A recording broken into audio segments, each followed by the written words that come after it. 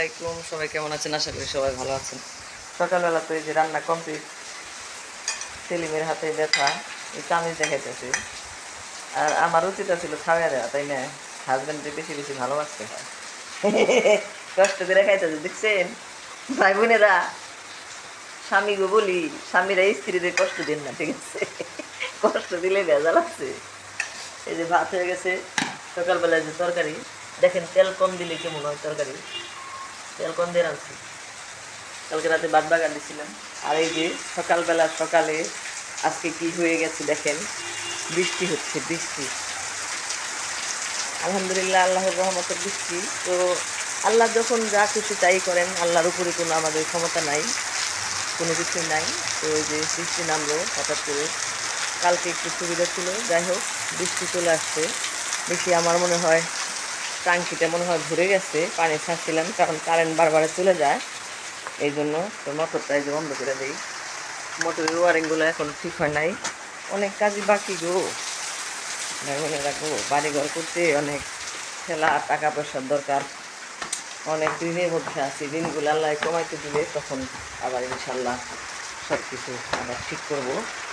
তো যাই হোক, টাঙ্কি মনে হয় ভরে নাই, তো যতটুকু ভরছে থাক। এই যে পরে না হলে পানি পড়ে যাবো। কী অবস্থা হয়েছে না এই যে বৃষ্টিতে। তো সবাই কেমন আছেন? এই যে হাজব্যান্ড ব্যথা পেয়েছে, তাই বললাম এগুলো শুকিয়ে গেছিলো, আবার এই যে বৃষ্টিতে ভিজা ভিজা স্যাঁতস্যাঁতা হয়ে গেল। ভাবছিলাম সব কিছু পরিষ্কার করাবো, কিন্তু সম্ভব না। যে তার মনে করেন দিয়ে রাখছি, হ্যাঁ।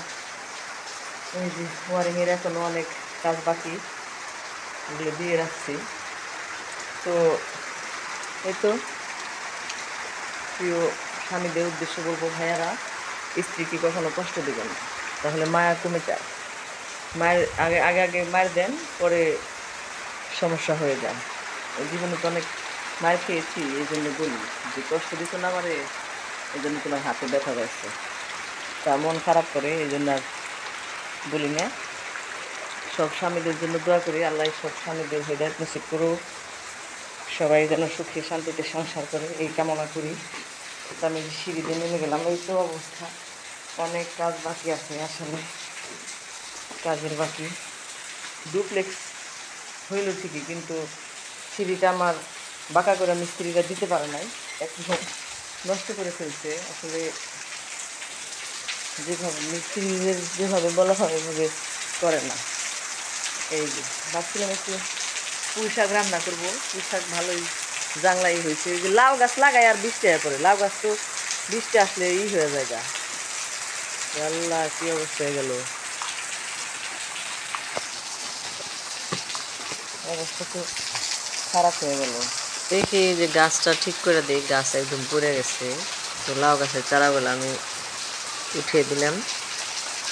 যে কয়বার গাছ বুনলাম ওই কয়বারই মানে বৃষ্টিতে ধরলো গাছে।